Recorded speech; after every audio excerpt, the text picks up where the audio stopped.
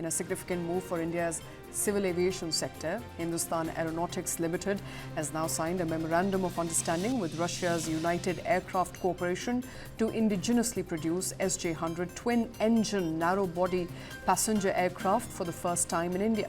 More than 200 SJ-100s are already in operation with over 16 commercial airlines around the world. Now, under this deal, HAL will gain full rights to manufacture the aircraft for Indian customers at least, making this the first complete passenger aircraft production process in India. The company has taken up such projects in the past as well, between 1961 to 1988.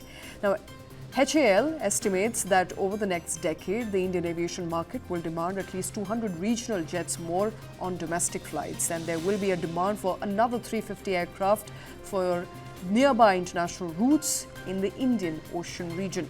The collaboration is being described as a major step towards Atmanirbhar Bharat, push for India's aviation sector, enabling infra growth and enhanced connectivity under Udan scheme and strengthening of the country's manufacturing base.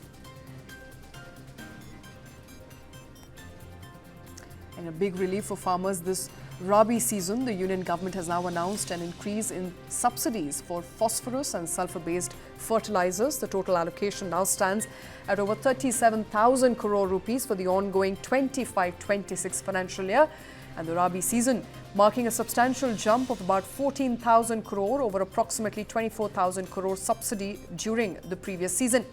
According to Information and Broadcasting Minister Ashwini Vaishnav, the revised subsidy rates will be effective from 1st of October 2025 until 31st of March 2026. The subsidies for nitrogen and potash also remain unchanged. The government says the increased support specifically for phosphorus and sulfur fertilizers aim to ease input costs and ensure timely availability for farmers ahead of the crucial sowing season.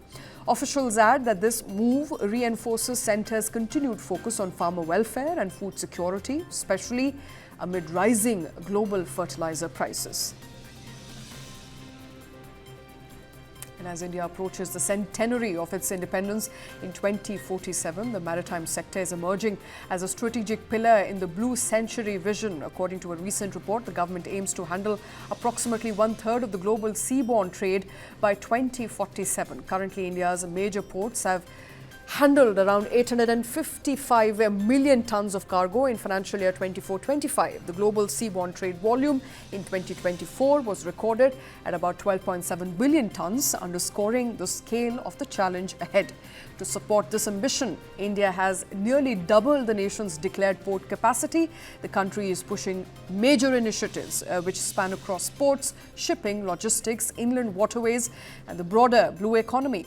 Analysts say that the strategy, in fact, from here on, aims not only to move more cargo, but to also capture high-value services like transshipment, bunkering, ship repair and maritime logistics, effectively converting Indian ports into global centres rather than mere endpoints. If successful, this roadmap could turn India into a major maritime hub, boosting trade, jobs and strategic influence. However, it will require scale, connectivity, regulatory reforms and coordinated investment across the supply chain.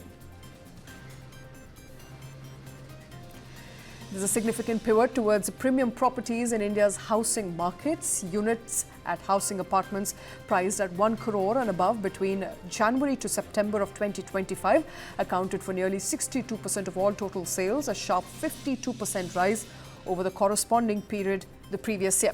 However, overall housing sales fell by 12%, while the mass housing segment, which is below 1 crore rupees, also witnessed a fall of around 10%, down from 48% to 38% this year. Within the premium segment, which is about 1.5 to 3 crore rupees category, led by roughly a 10% increase in demand this year. Experts attribute this shift to developers now moving towards higher-end margin projects, constrained inventory, and buyers prioritizing location, reputation, and long-term value over just entry price.